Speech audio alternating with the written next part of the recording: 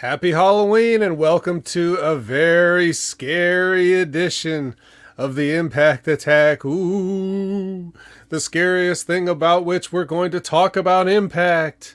Is Yes. my dumb ass doesn't know how to stay awake and can't lay down and rest without falling asleep. And luckily, I woke up before too late went by.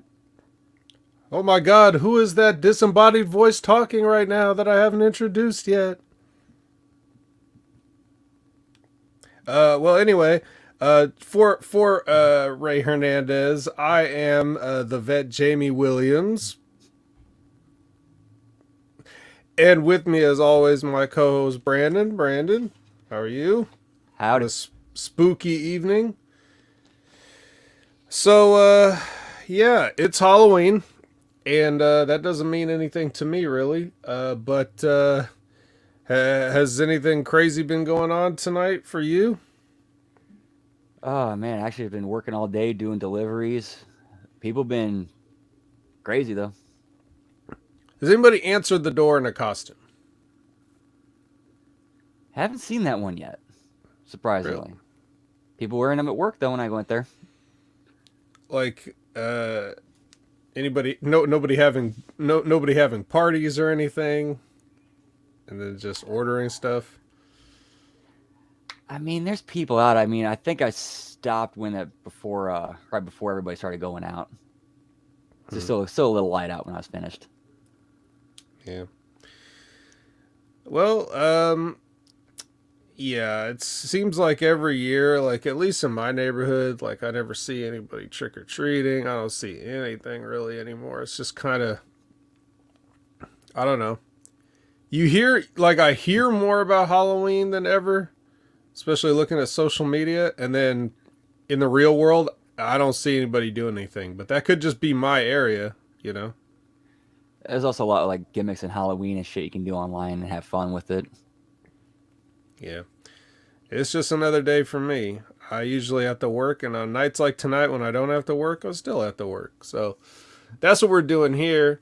And we're talking about a very, well, I guess this would have been a Halloween episode. I mean, if they had chosen to do anything Halloween related on it. And you know that Impact has never had any qualms about doing stupid stuff on their programs.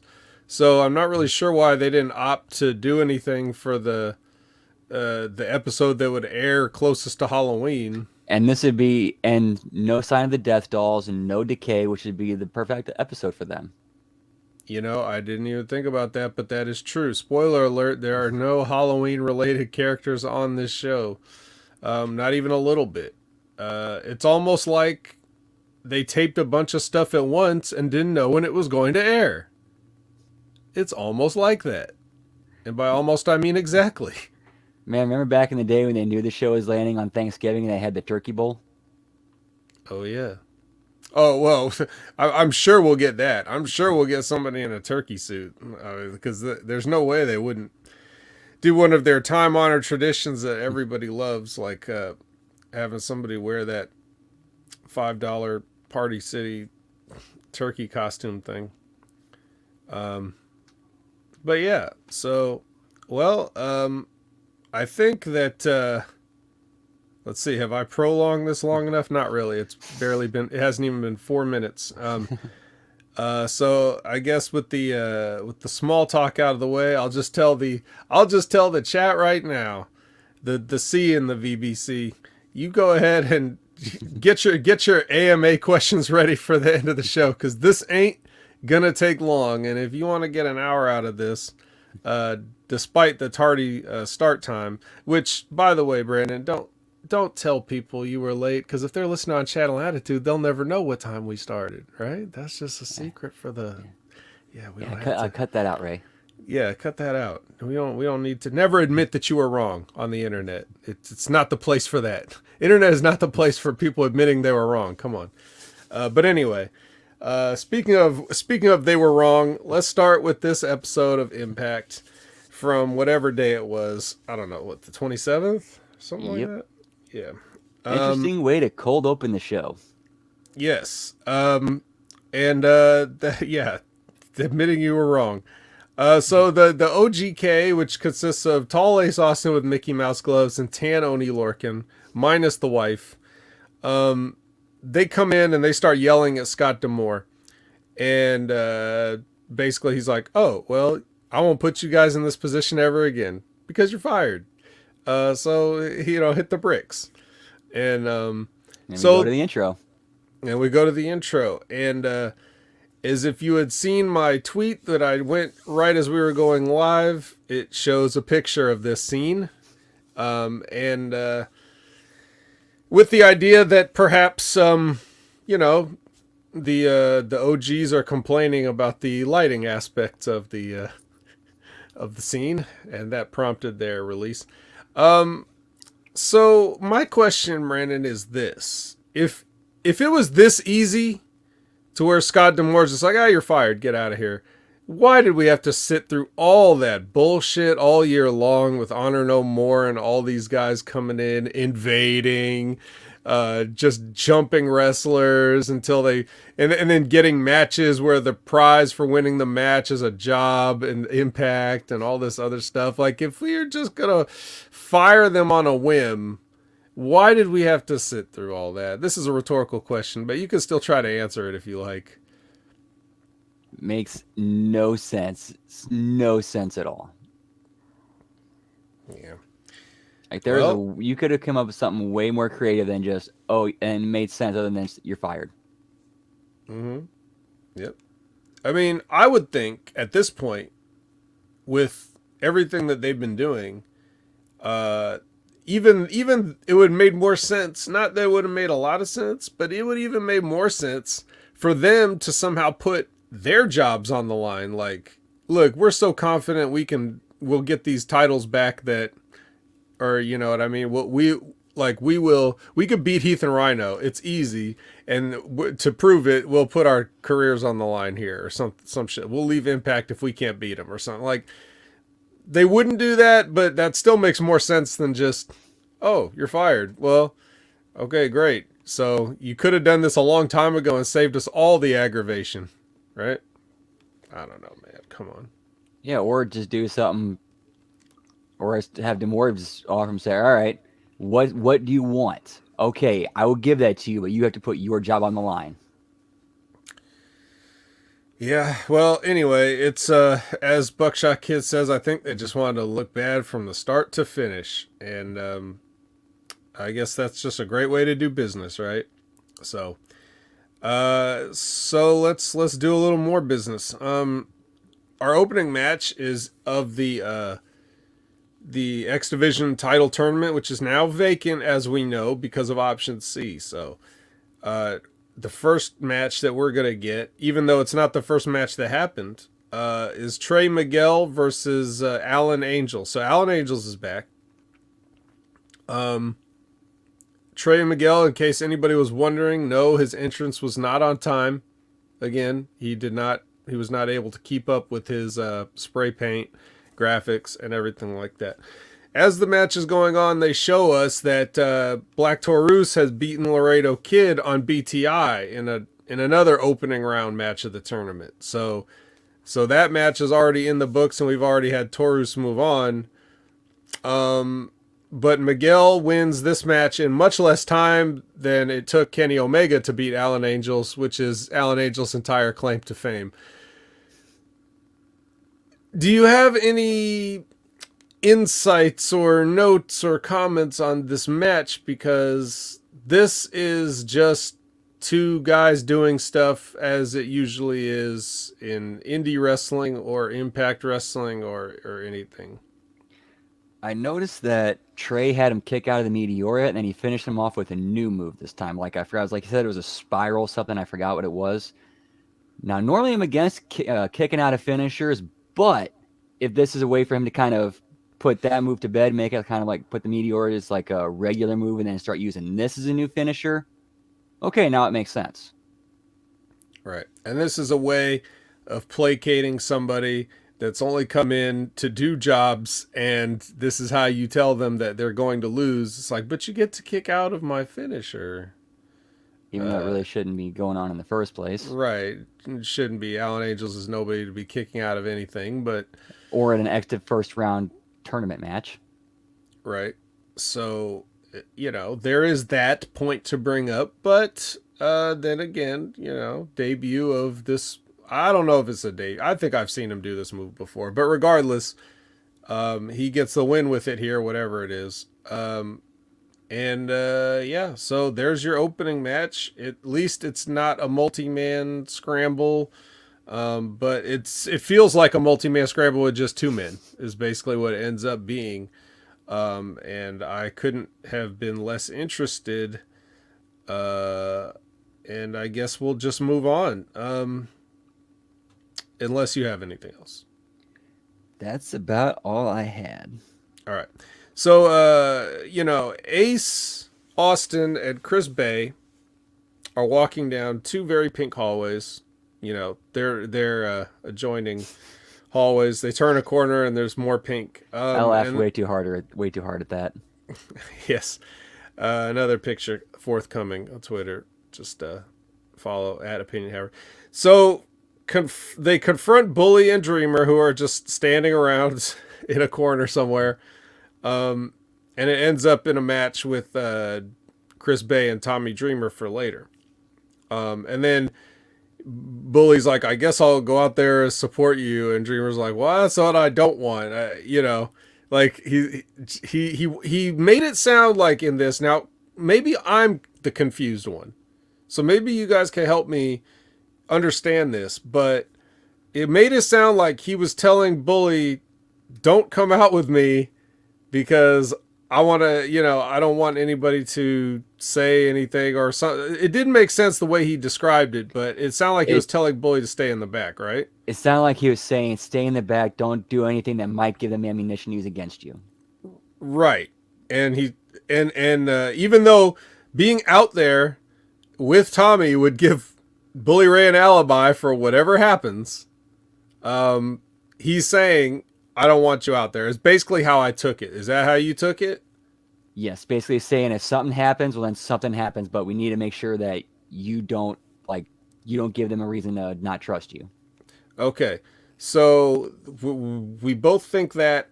Put that in the pocket. We'll come back to that later. Yeah, because Dreamer even said, if I get jumped, I get jumped. Or get 2-on-1. Right.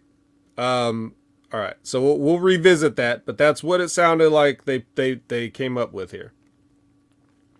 All right. So then we get Vexed and Giselle Shaw plotting on how they're going to win their match later or something. I don't know. There really wasn't much here. It was just generic villain banter, but there was something here that played into the finish of the main event, though, with Giselle being kind of her focus being on the belt. Okay. All right. Maybe I didn't make that connection. Next is Tasha Steelz versus Rochelle Shield, I think what was her name. I remember that on her pants she had on each leg had a crown. One said "Mom," the other said "You will listen to me" or something like that. Really? That's bizarre. Maybe she has a mom gimmick. Who knows?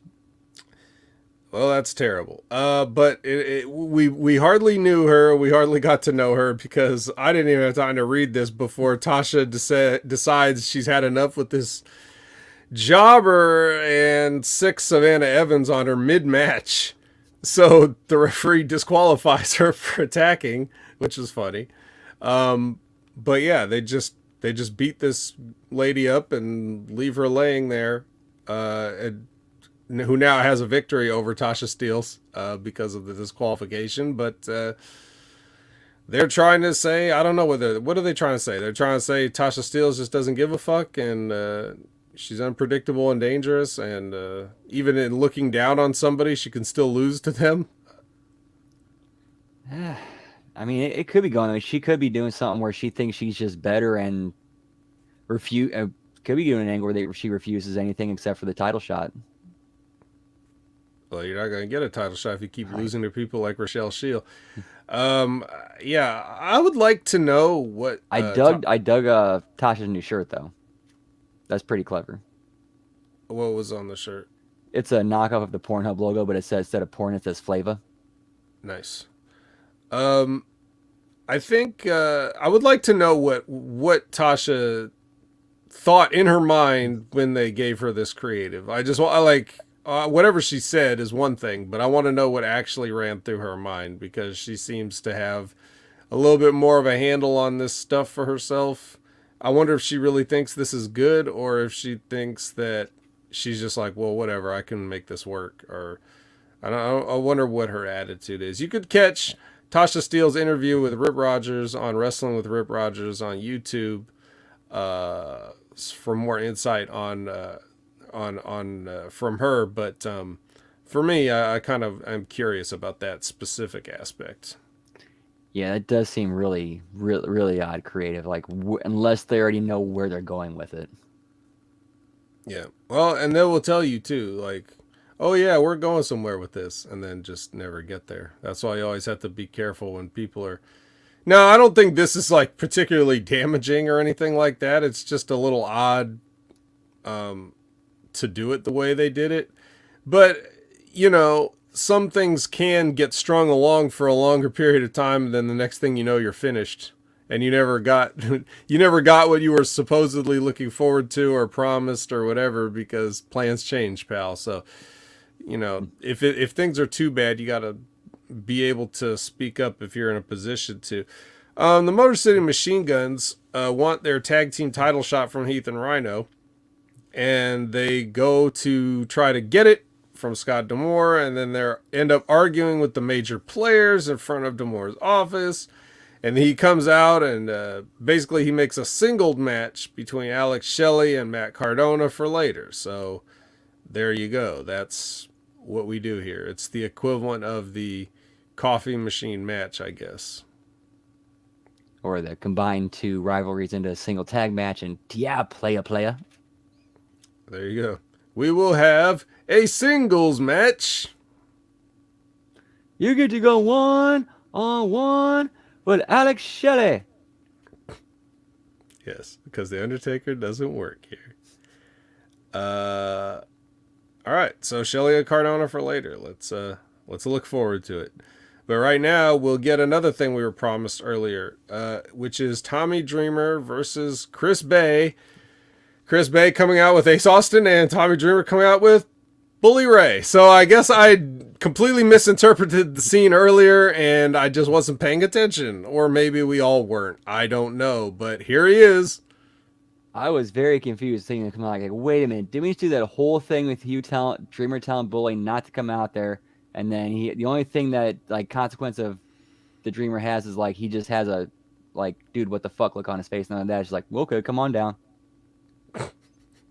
Which seems in character for Tommy Dreamer. Like, he would just give up and not stand by his, principles too much if it required effort. Yeah, I don't know. They didn't really play it up in any major way. It just like seemed like it was what was supposed to happen. But yeah, I don't know. I was just wondering, like, did I miss? Like, maybe I misunderstood. It was clearly me. I wasn't paying attention, as I often am not. So I probably missed what he said, but I thought he told Bully to stay back here. And if this was always the plan, then he improv'd in the back and fucked up the booking just by forgetting that this is what's going to happen. So I don't know. Is this another case of filming things out of order and trying to make sense of it later, or? They certainly did not watch this before putting it on air. Or if they did, then that was a huge hole they missed. Yeah. And I guess they just figure, nobody's watching anyway. We'll just make the vet talk about it on Impact Attack. I'm watching this and I'm like, I just write down the note of if Bay loses to this fat fucking pajamas. Anyway, Moose walks down during the match, so now I have to back the speed down to normal. Okay, as soon as I have a Moose sighting, I can't watch it in 2 times speed anymore. I gotta pay attention. Moose comes down and then he starts, arguing with Bully, and then because he's mad. Because or early in that promo, he asked about who do you think jumped Ace, and Right, Bully just threw out yeah, Moose's name, he's like, if not you, then who did it? And he's and like, Bully's just like Moose, like literally just yeah, threw it out there. yeah. So Moose takes exception to this, walks out, starts jawing with Bully right there while he's talking to Bully. Chris Bay's running the ropes, and Moose reaches over and trips him and starts walking away. So that all that Chris Bay sees when he gets up is Bully Ray standing at ringside right where he tripped, and he's, yelling. And then a schoolboy happens, and oh my God, that is not the finish. Thank you very much. It's not the finish, but it almost was. It got a near fall out of it. Chris Bay still ends up winning over Tommy Dreamer, so I guess all is right with the world, although it doesn't really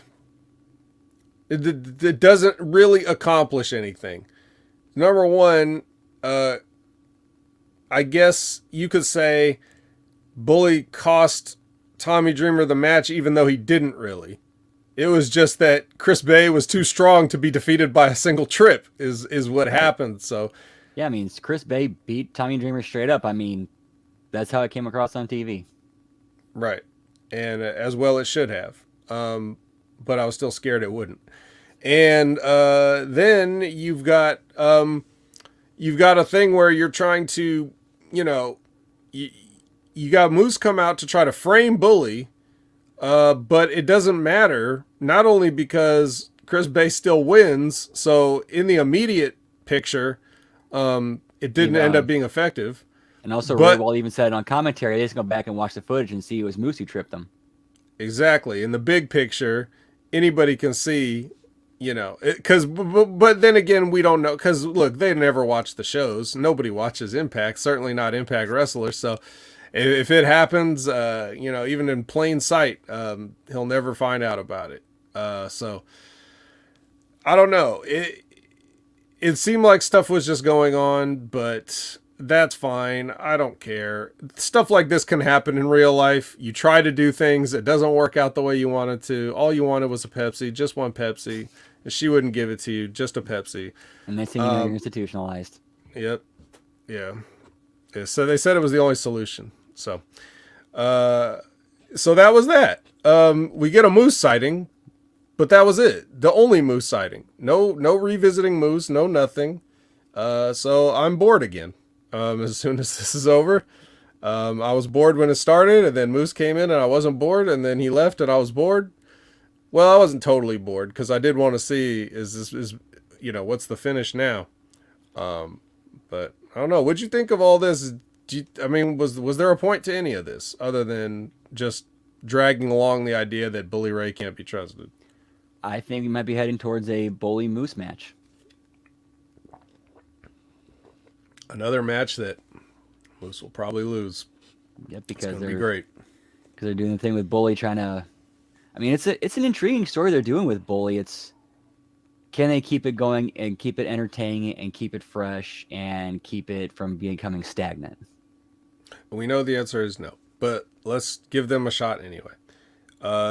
As we flash back to Slammiversary 2013, where Bully beat Sting with a hammer. Moving on, Aussie Open issues an open challenge for next week. The guy with the mustache, he never talks. Like, he doesn't talk here. He hasn't talked here on Impact. I've never seen him do a promo in New Japan. He's the one that always just stands there while the other guy says things. I don't know if he's a mute. He can't be a mute, though, because during this promo, he did say, like, very, very briefly, not to be spotlighted, but he said something like, "You tell him," or something like that. Like, he muttered it underneath his breath, but he wasn't doing promo voice to the camera. So technically, I know he's not a mute, but maybe they're just not confident in his promo ability, or he's not. The last time I saw something like this was with the Grizzled Young Veterans at NXT, where James Drake never did any promos ever. Always Zach Gibson was doing the promos. And I was like, is this guy so terrible that they won't even give him a chance? And then he eventually got a chance to cut a promo, and I'm not going to say he lit the world on fire, but it was just a regular promo. So I was like, okay, well, either he's been working very, very hard just to become average, or he was always average and just coincidentally never talked. So I don't know what the deal is I don't know which one this is. Mark Davis is the one with the mustache, possibly. I don't know, but I'm just wondering if he actually does promos at all. I've never seen it. Yeah, I just remember back in the day, people used to say Abyss should never talk, and then when he finally did start talking, dude was cutting amazing promos. Yeah, I think that was more of a character thing, right? Like, yeah, they didn't think his character should talk. But we'll see. We'll see what they do. Yeah. So moving on, we get Bully is crying to Tommy Dreamer backstage about how nobody trusts him.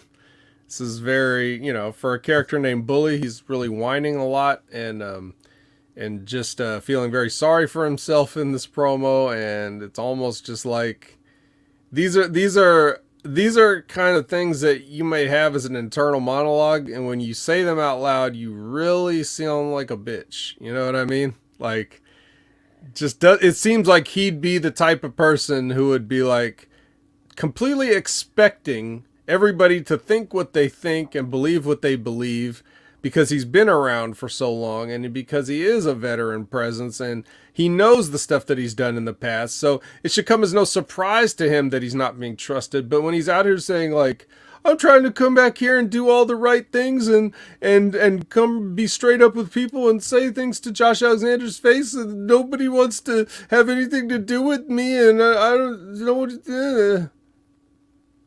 So what, am I supposed to have sympathy for this? Like, for a whining, complaining little bitch? I don't have sympathy for that. I just get annoyed. I don't know how everybody else feels. I'll open it up to the chat, but I mean, what do you when you're hearing him say this, what's going through your mind? That's a pretty good point. I didn't think of it that way, but when you put it like that, it actually makes a lot more sense that way. It's like, yeah, he's like, dude, you should know why people, you have a mountain to climb. Yes. And, if you're a whiny heel, that's fine. That's how you would get heat. The way you get heat in wrestling is you subvert people's expectations of what you're supposed to be doing, what the perceived thing is that you're supposed to be doing. If you're supposed to be a straight up athlete, in a competition, and you cheat to win, that's not what people expect from a straight up athlete. So they don't like it. They don't like cheaters. Just ask guys like Mark McGuire or Sammy Sosa and stuff now. Houston Astros. Yeah, Houston Astros in the World Series right now. Oh, dude, Tom Brady back when he was used to be part of the Patriots. Oh, yeah. And these people are world famous and beloved, but those people that don't like them really don't like them, because if they perceive that you are cheating in some way. So that's a very simple way in wrestling to get heat. Another thing is like when you see guys do the chicken shit thing, and most people are like, hey, you're tough, you should be able to beat these guys. But the fact that you're not, and the fact that you beg off and stuff, that makes people mad. It makes people mad because you're a chicken shit and you should be able to kick everybody's ass. That's why it's so funny when I hear people like that should know better talk about how they don't like that. And I'm talking about one specific person that may or may not own this channel. But they don't like the fact that heels are chicken shit, because they feel like if you're a professional athlete, then how would you be afraid to wrestle anybody? Well, newsflash, the reason that you're annoyed is because that's heat. That's exactly the point of why they're doing what they're doing. That's what heat is. And the fact that you're annoyed in real life over something that's kayfabe proves that heat works when you do it right.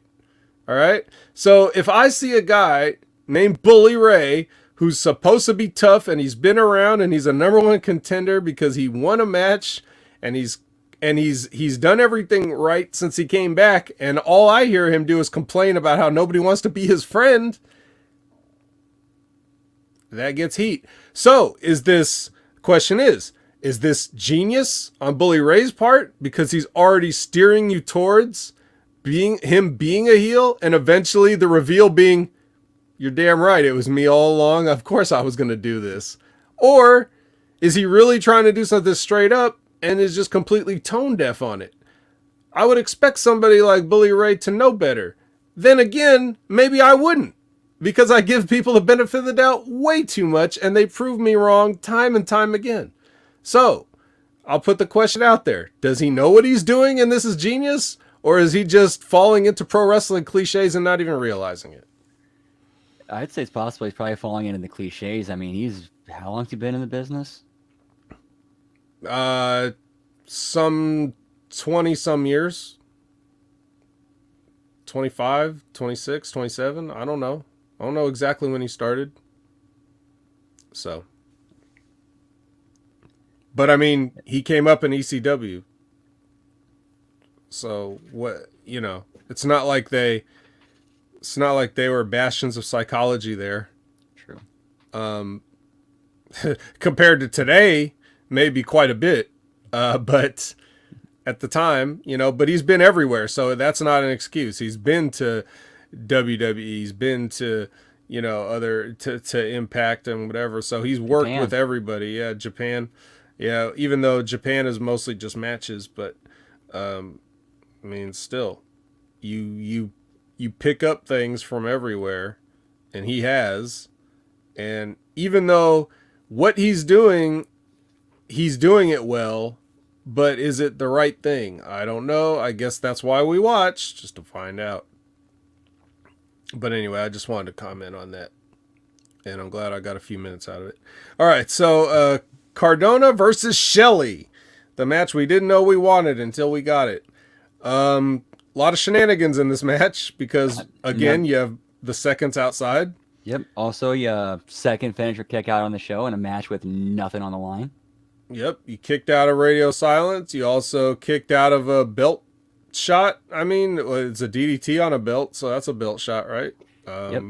And then the finisher is on the belt with the refs without getting rid of it, and the ref sees it like right there on the dude's shoulders and starts counting anyway. Yep. I just have stupid match, blatantly phony. Mm-hmm.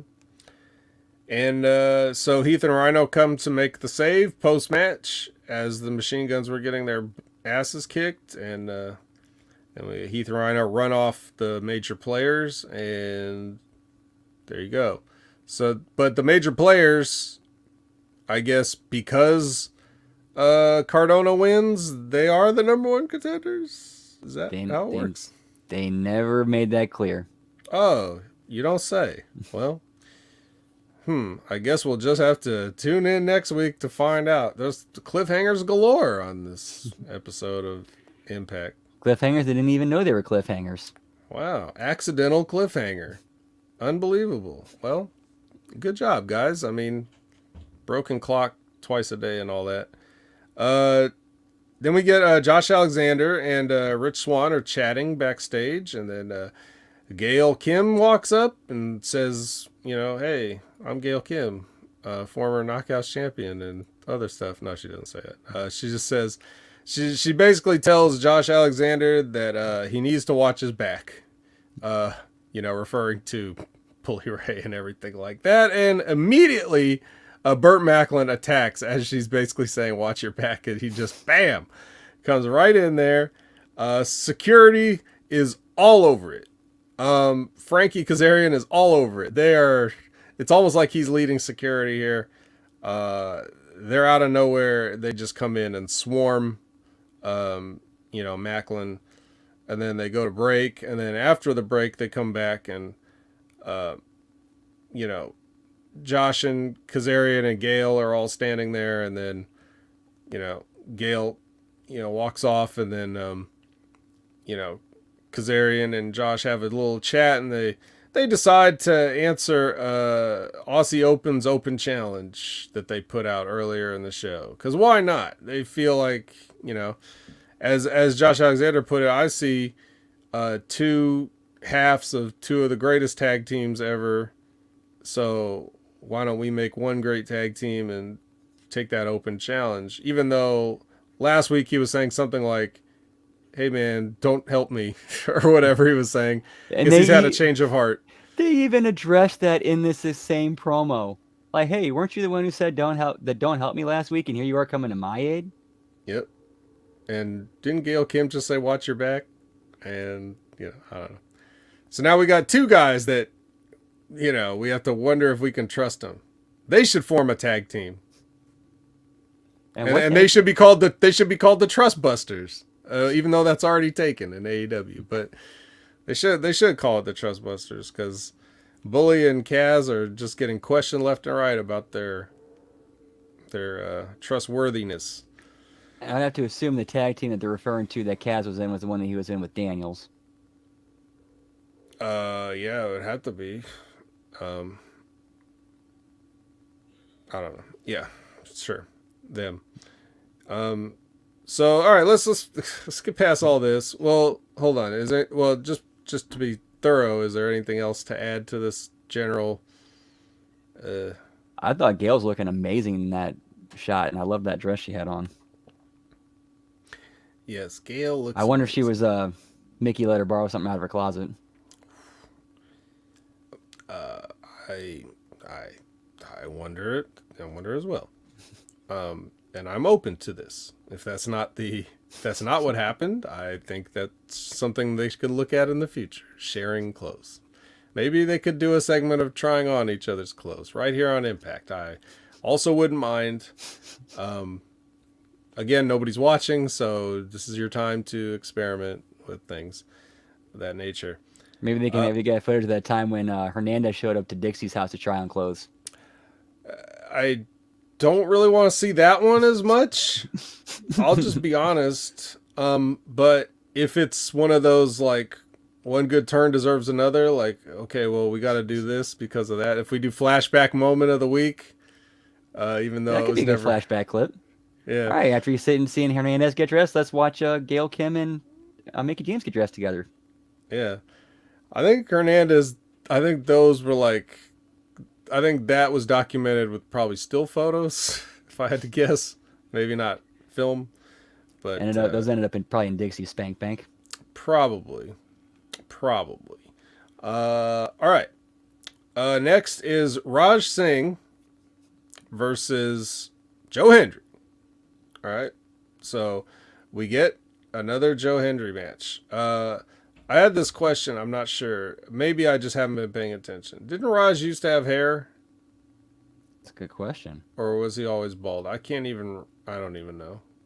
Honestly, I don't know. I think he always had the turban on. Right. Well, anyway, he's here, and he's the next. I don't know what you call it, victim. But Joe Hendry comes out, does all his stuff. He gets his entrance. He gets the people waving their arms. He does a thing where he gives he gives Raj a snapmare and then says, "I believe in Joe Hendry," and then pats him on the head twice to the beat of his song.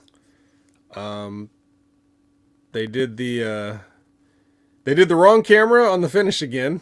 After I pointed out last week, I'm sure everyone was looking for it this time to see if they were going to, get the hard camera shot, and no, they did not. They missed it.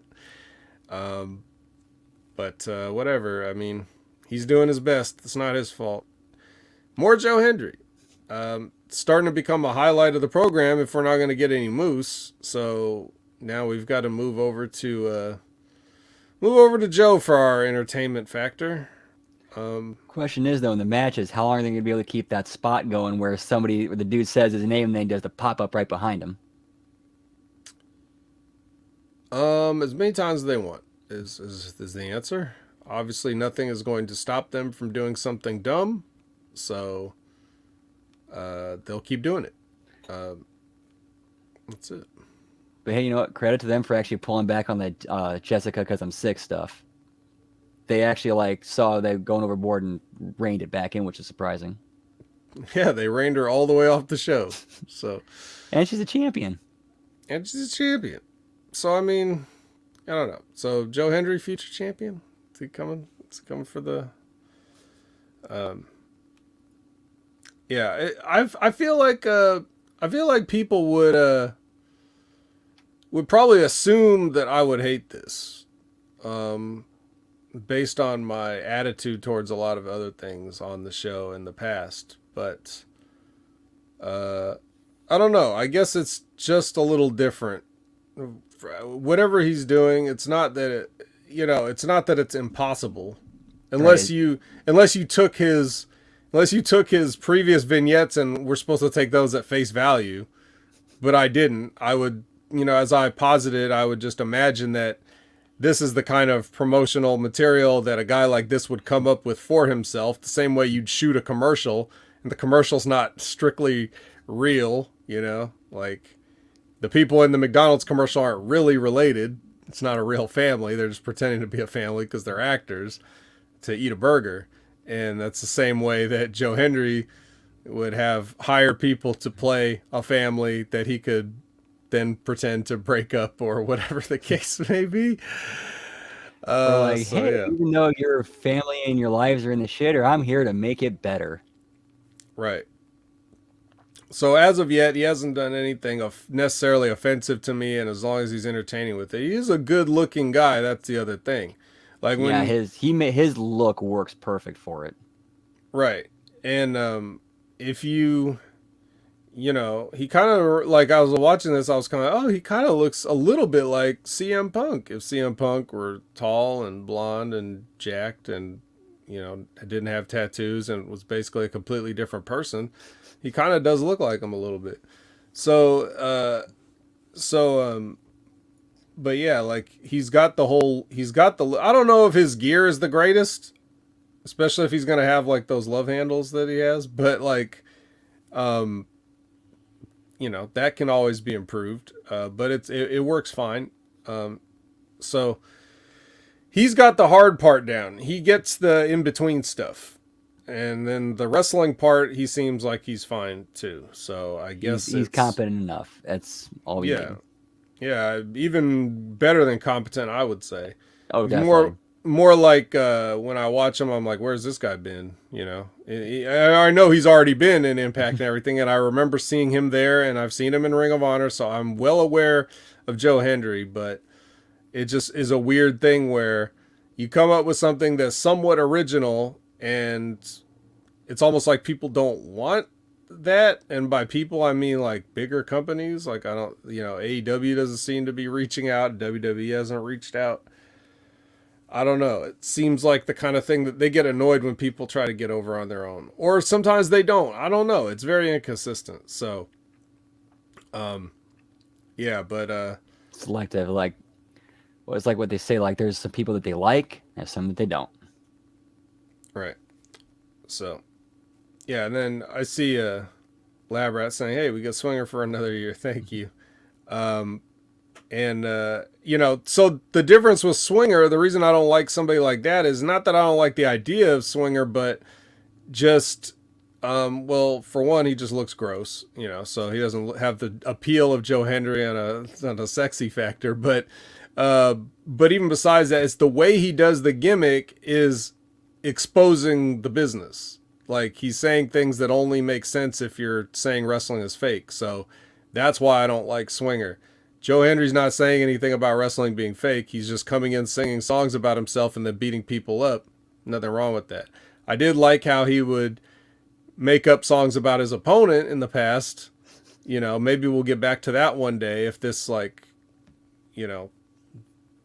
gets a little stale. Maybe he can pull that back out. So we'll see.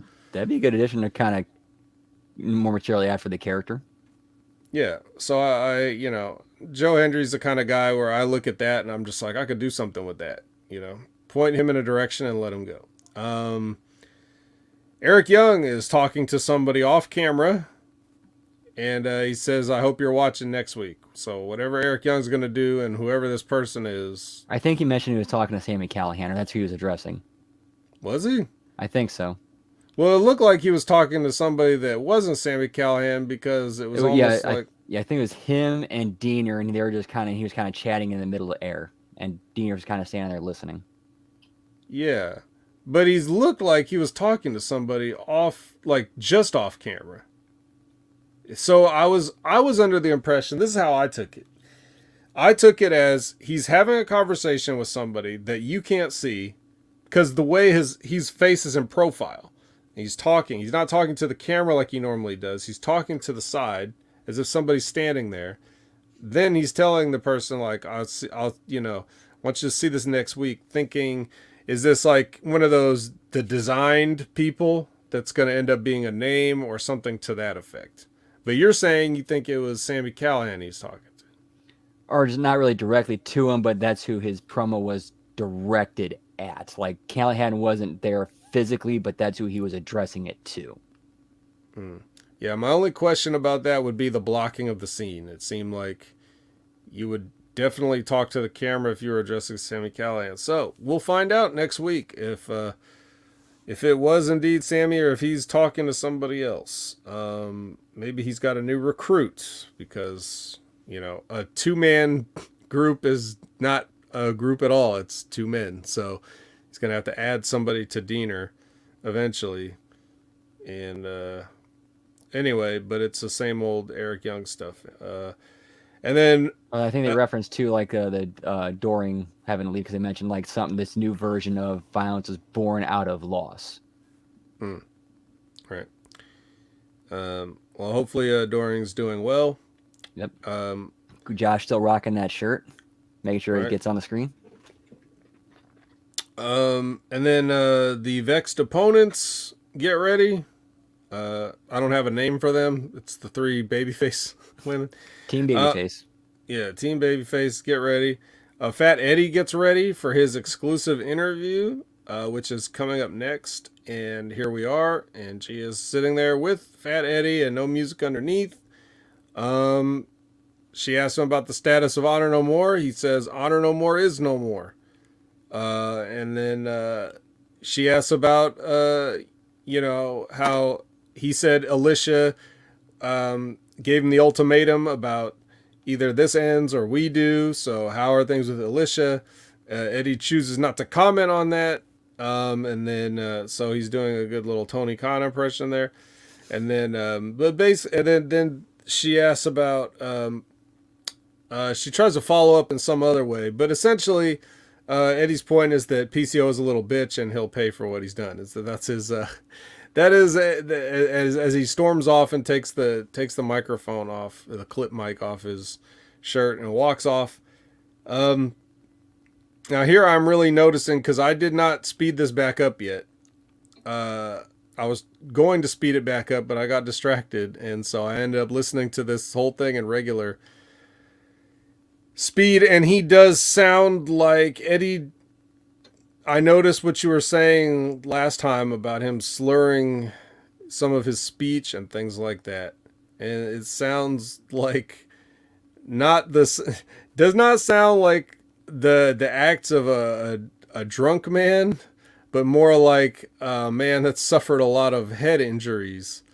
Either that or he's currently got some jaw injury or something right now, because he definitely sounds like he's fucked up somehow. So I don't know if that should be concerning to everybody, but he doesn't sound normal. I don't know if he ever really sounded like normal, but it seems like it's been worse than it was earlier. What are your thoughts on that? I mean, again, just kind of possibility, throwing it out there, benefit of the doubt, but we all know they're probably not doing that. It could be the start of a downward spiral angle for him. Well, he's not good enough to pull this off if it's an acting choice. Like I don't think that he would come up with something like this for his downward spiral. I think he is probably really talks like that, and so I don't know if we should be worried. I mean, dude's definitely taking enough headshots. Yeah. Well, in any case, PCO's a little bitch, so that's really all that matters. It's all PCO's fault. Everything is PCO's fault, Even though it even makes though absolutely no sense. right, and he never did anything wrong. Um, so here we go. We're at the main event now. It is the 6-woman tag with Vext and Giselle versus Mickey, Jordan, and Taylor. Uh, yeah, they had a match. I mean, Even though you could have put Mia Yim in Taylor's spot. coulda but didn't. They've kicked her out the door along with you know, Mickey Mouse gloves and Tanoni Lorcan. So, Oh, who? she actually left? Well, I mean, come on. Where else is she? Like, she wasn't here. It was unceremonious. Like, if you read between the lines, that's basically you're doing a job for this chick that hasn't even been around after you got a push. Yeah, the writing's on the wall. That's basically what that is. So, I mean, I haven't heard anything, but I'm just going with the assumption there. So, yeah, but Taylor Wilde's here, so don't worry. We got Taylor, and as you could tell if you saw this match, she's just as rotten as ever in the ring. So, but who cares about that? It's a little blonde girl. So we got Taylor here. I don't really have anything to comment on this match other than they did a doomsday device type thing on Mickey that looked fucking dangerous. Yeah, that was scary Apparently as she's shit. okay, but yeah, they were too close. They were too close to the buckle. They rode her down a little bit harder than they should have, and especially with not enough space.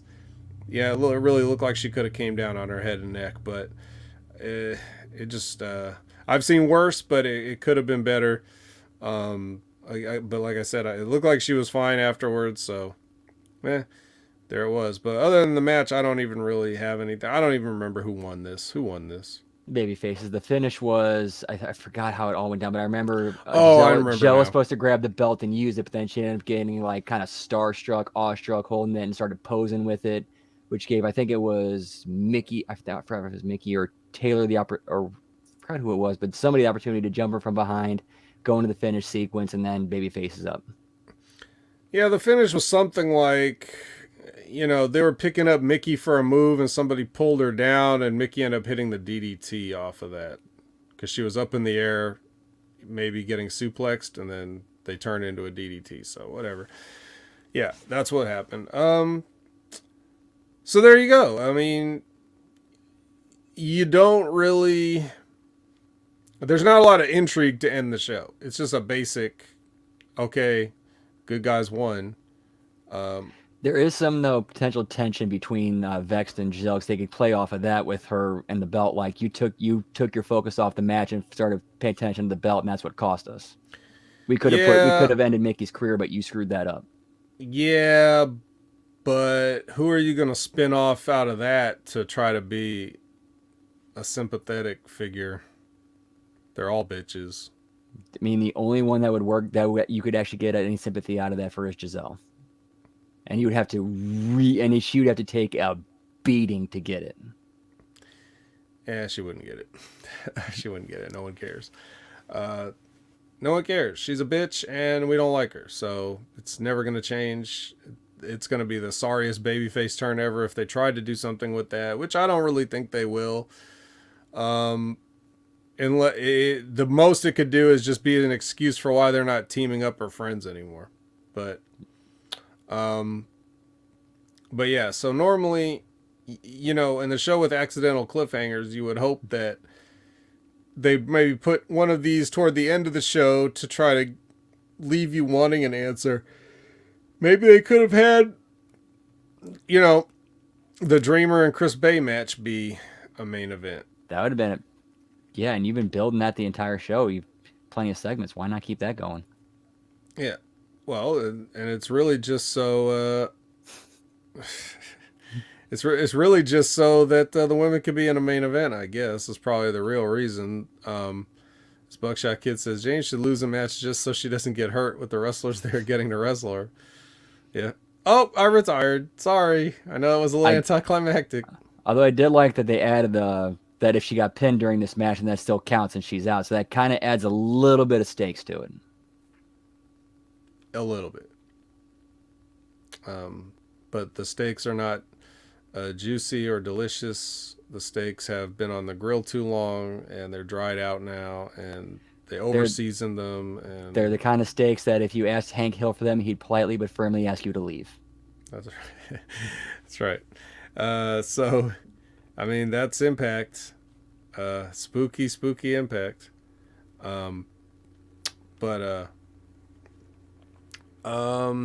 Yeah, so as we're wrapping the show, get your AMA questions ready if you have any. Now's the time. Yeah, I don't really so this is going to be the last Impact, the last normal Impact that's not going to follow or not going to proceed like one of their stupid little shows, cuz isn't there one next weekend? Like, don't they have one of their stupid shows next weekend? And I know that sometime in November they got that Overdrive thing. I think that's a couple or 3 weeks away or something like that. I don't know. But, yeah, I feel like there's going to be some kind of gimmick next week. Not really sure, though. See, the Kentucky Chaos is not till November 19th. Okay, so Kentucky Chaos. There are no stakes. Eddie ate them all. Overdrive is Friday, November 18th. Okay, so there is...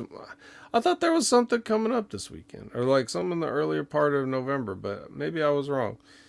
Yeah, see the next two events that are coming are Kentucky Chaos and Overdrive.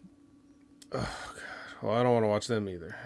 But at least I get a little bit more of a break. So all right. So then that means that we've got more directionless, treading water impacts until these shows, which they're not going to have anything special. These are just extra events. So it's not like they're going to build to anything awesome with these. I don't know. I guess I'll just be happy enough that the amount of Impact that I have to watch is limited. House shows with hype. Yeah, it's gonna pile up. It's gonna pile up later, and I'm not gonna like it. I don't like that. I when it rains, it pours. It feels like I always feel like when I get to my weekend, there's so much stuff packed in that I have to try to fit in and watch. Like it'll be nothing. Like this weekend, it's Halloween. There's not jack shit going on. There's no events, and then all of a sudden, there'll be like some WWE thing, NXT thing, Impact thing, a bunch of stuff all at once, AEW, all on one weekend. And I'm just like, well, couldn't you guys have spaced this out a little bit better? I mean, you're all competing for that same chunk of time. So Liz pops in at the very end. I appreciate Liz being here. She's going to be traveling back pretty soon, back home. So it'll be nice to have Liz back. But that's it. That's it. Liz is the main event. We're closing with Liz. Unless anybody has any questions. Nobody put a question in the chat, so I'm going to assume that there are no AMAs going to happen. It's called saving the best for last. Oh, fuck. They got that. That is coming. Yep. I knew that was somewhere. I knew that shit was somewhere. I'm going to have to sharpen the knife if I'm going to review that thing, because I'm not going to be nice to it. It's going to be weird since a lot of the OGs that were there the first time they did it aren't there anymore. Yeah, it doesn't even matter. It doesn't matter who they have. It's never going to be good. No Downtown Daddy Brown. Makes me sad. They'll be all right. You'll be all right. Everybody will be just fine. All right. Well, then I guess that will do it. If you want to find Brandon everywhere, please tell the people where they can find you. All the places, as well as Twitch at Miss Tia the Transarchist. We'll be getting back to stream sometime this week, not exactly 100% sure what day and what time. Stay tuned to Twitter for that announcement.